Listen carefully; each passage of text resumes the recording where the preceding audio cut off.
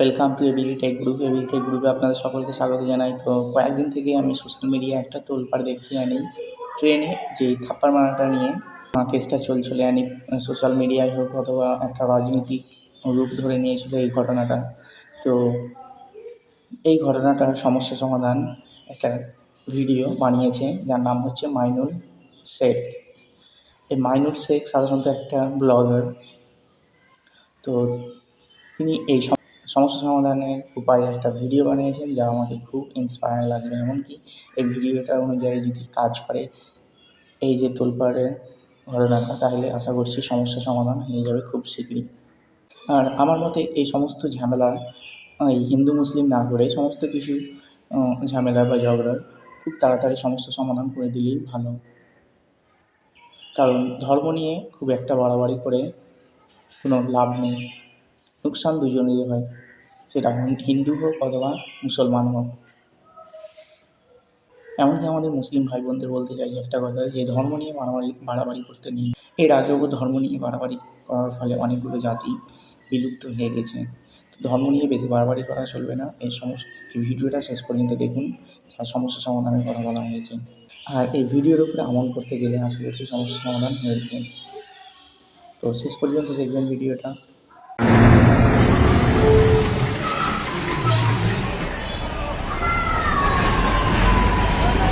বলছিলাম আব্বা, ওই ওষুধ নেওয়ার পরে সোজা চলে আসবা, হ্যাঁ? আর সাবধানে যাবা। ওখানে পৌঁছে কাউকে দিয়ে আমাকে খবর দিবা, হ্যাঁ? ঠিক আছে। আর শোনো, ব্যাগে কিছু আমি ফল টল রুটি ফুটি রেখে দিয়েছি, তুমি ইফতার খুলে খেয়ে নেবা, হ্যাঁ? হ্যাঁ, খেয়ে নেবো। তাহলে যাও সাবধানে। হ্যাঁ।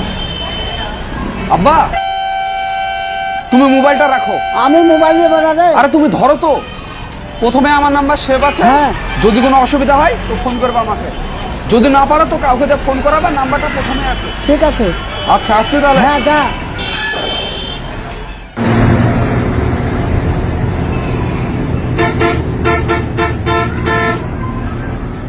আরে ইয়া কি হয়ে গেল গো? আরে ইয়া তো বন্ধ হচ্ছে না। আরে কি করবো আমি, কি ঠিক পাচ্ছি না তো।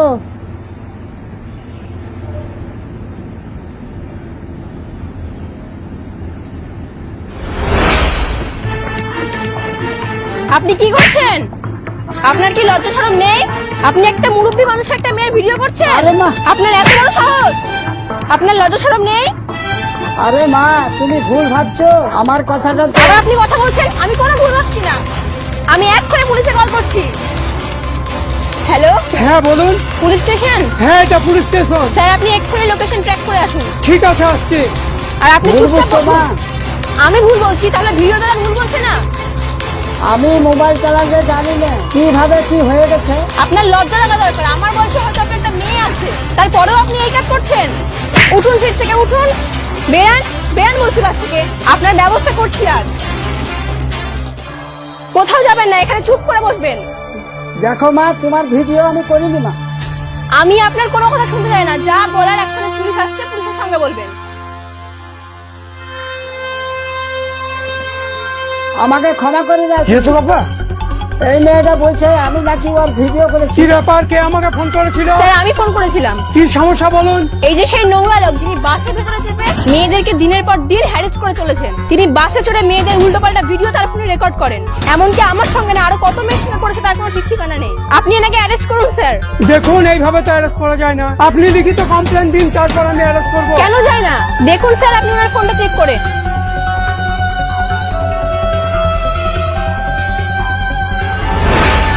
আরে আপনি কি সব ভিডিও তুলেছেন? হ্যাঁ, আপনি একজন বয়স্ক লোক হয়ে আপনার এই কাজ করা ঠিক আরে হয়নি। স্যার, আমি মোবাইল চালাতে জানি না, কিভাবে যে ভিডিও হয়ে গেছে আমি কিছু জানি না। শুনুন, আপনাদের দুজনকে 3 দিন সময় দিচ্ছি। 3 দিনের মধ্যে আপনি বিষয়কে মাথা ঠান্ডা করে চিন্তা করবেন। যদি মনে হয় এফআইআর করবো, তবে এফআইআর করবেন। এফআইআর করলে আমি উনাকে অ্যারেস্ট করবো। যেদিনকে ডাকবো আপনার গার্জেনকে সঙ্গে নিয়ে আসবেন। ঠিক আছে, উনার বাড়িকে আমি বিষয়টা মিটিয়ে দেবো। বুঝতে পেরেছেন? আপনি চলুন আর আপনি বাড়ি যান। আসুন এদিকে।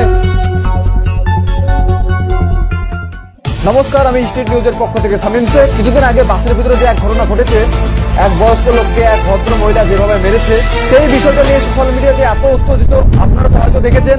আমরা সরাসরি চলে এসেছি সেই বয়স্ক লোকের বাড়িতে। আমরা জেনে নেব সেদিন বাসের ভিতরে কি ঘটনাটি ঘটেছিল। ক্যামেরাম্যান, তুমি এদিকে এসো। ক্যামেরাম্যান এসো, আপনারা দেখতে পাচ্ছেন সরাসরি বয়স্ক লোক তো ওখানে বসে আছে। আচ্ছা, আপনি যে বাসের ভিতরে এক ভদ্র মহিলা ভিডিও করেছিলেন বলে আপনাকে মারধর করা হয়েছিল, আপনি সত্যিটা আমাদের ক্যামেরার সামনে বলুন, আদৌ কি আপনার দোষ ছিল না দোষ ছিল না? দেখুন, এতে আমার কোনো দোষ ছিল না। ঘটনা হয়েছে, আমি যাচ্ছিলাম কলকাতায় ওষুধ আনতে, আর আমার ছেলে ওর মোবাইলটা আমাকে দিয়েছিল। আমি তো মোবাইল চালাতে জানি না। ছেলে আমাকে বললো, আব্বা অসুবিধা পড়লে আমাকে ফোন করবা। আমি বাসের ভিতরে মোবাইলটা বার করেছিলাম। আমি মোবাইলে কোনো কিছু যে হাতে দিইনি।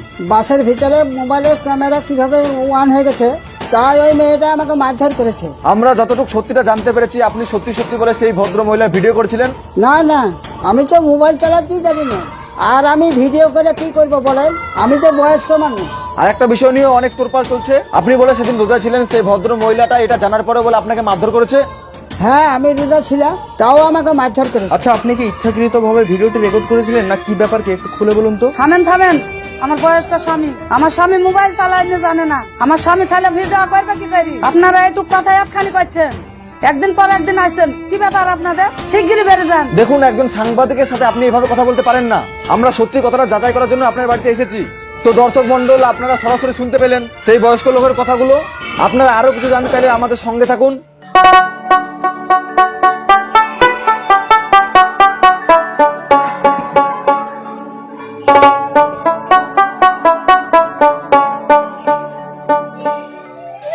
কই গো, 2 কেজি চাল আর 1 কেজি আলু দেন তো। বুঝলি বন্ধু, 2012 সালে নোটে ছিল পৃথিবী নাকি ধ্বংস হয়ে যাবে, কিন্তু হয়নি। তবে এবার দেখছি 2025 সালে ধ্বংস হয়ে যাবে। কেন রে? আরে কেন, তার মানে দেখ, মুখে দাড়ি রেখে আর প্যান্ট শার্ট পরে বাসের ভিতরে গিয়ে একবারে ইয়াং মেয়ের ভিডিও করছে। যদি বুড়িয়ার দাদির ভিডিও করে তাও মানা যায়, তারা ইয়াং মেয়ের ভিডিও করে বেড়াচ্ছে। এই তোদেরকে এই কথা কে বললো? কার দোষ কার না দোষ তোরা জানিস? শুনো চাচা, তুমি এখন ভুবন মাধ্যকরের ভাইরা হয়ে গেছো। মোবাইল খুললে তোমাকে দেখা যাচ্ছে, বিশ্বাস হচ্ছে না? এই দেখো, 2 চোখ ভরে দেখো নিজের চোখ দিয়ে।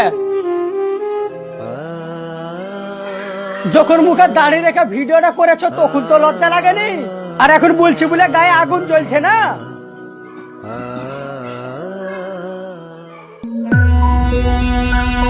আব্বা, আব্বা, ও আব্বা, আব্বা, কই গো, কি করছো? দরজা খোলো। ও আব্বা, ওগো, দরজা খোলো গো। আব্বা, দেখি সরমা। আরে আরে আরে কি করছো কি? আরে ছাড়ো ছাড়ো না, আমি মরে যাবো। ছাড়ো। হচ্ছে যে, আরে কি হয়েছে বলবা তো? ছাড়ো, বসো ওখানে, কি হয়েছে? আমি আর এই পৃথিবীতে বেঁচে থাকতে চাই না। পাড়াতে আমি ছোট বড় কাউকে আমি মুখ দেখাতে পারছি না, সবাই অপমান করছে। তুমি কি কোনো অন্যায় করেছো যে পাড়াতে মুখ দেখাতে পারছো না? আরে লোকে 1 দিন বলবে, 2 দিন বলবে, 3 দিন বলবে, 4 দিনের বেলা ভুলে যাবে। আর তুমি এইসব কাজ করার আগে মার দিকে তাকাচ্ছ না, আমার দিকে তাকাচ্ছ না।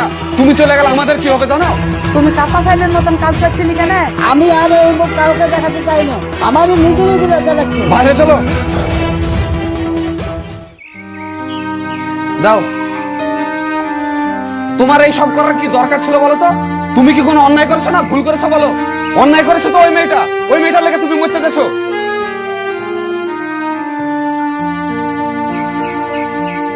দাও পানি, দাও পানি, দাও।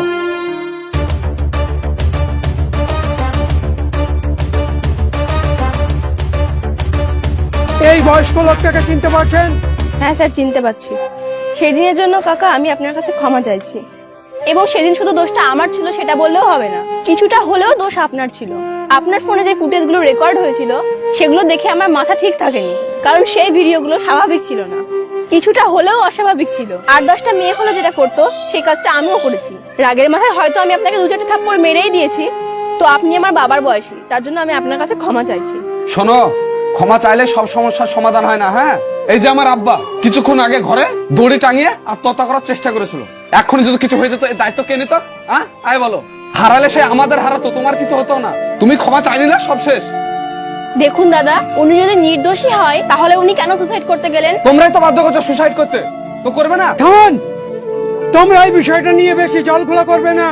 চারিদিকে তোমাদের এই বিষয়টা নিয়ে তুলকালাম চলছে। তোমরা এই মুহূর্তে এই বিষয়টা সমাপ্ত করে নাও। উনাকে 3 দিন সময় দিয়েছিলাম, 3 দিন পর আপনার বাবার কাছে এসছে এবং তার ভুলের ক্ষমা চাইছে। আর আপনি কি বলছেন বলুন। দেখুন স্যার, আমি অজান্তে ভিডিওটা করে ফেলেছি, এটা আমার অন্যায় হয়েছে, তাই আমি সকলের কাছে ক্ষমা চেয়ে ফেলেছি। আচ্ছা ঠিক আছে, গার্জেন হিসাবে আপনার কিছু বলার থাকলে ওনাকে বলুন। আপনি আমার দাদার মতো, আমি মেয়ের বাবা। আপনি রোজায় ছিলেন এটা জানার পরেও অন্যায় ভাবে আমার মেয়ে আপনাকে মারধর করেছে, তার জন্য আমি খুব দুঃখিত। আমি হিন্দু হলেও মুসলমান মানুষকে এবং রোজাদার মানুষকে আমি খুব সম্মান করি, মানি।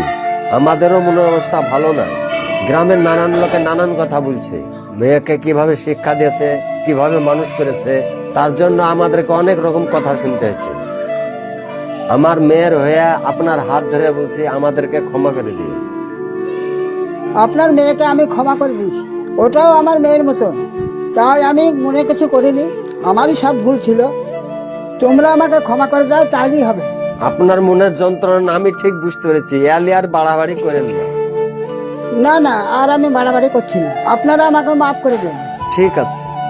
ঠিক আছে, শুনুন, আজকের পর থেকে কোন সাংবাদিক মাধ্যমকে বক্তব্য দেবেন না, এই বিষয়টা এখানেই সমাপ্ত হোক।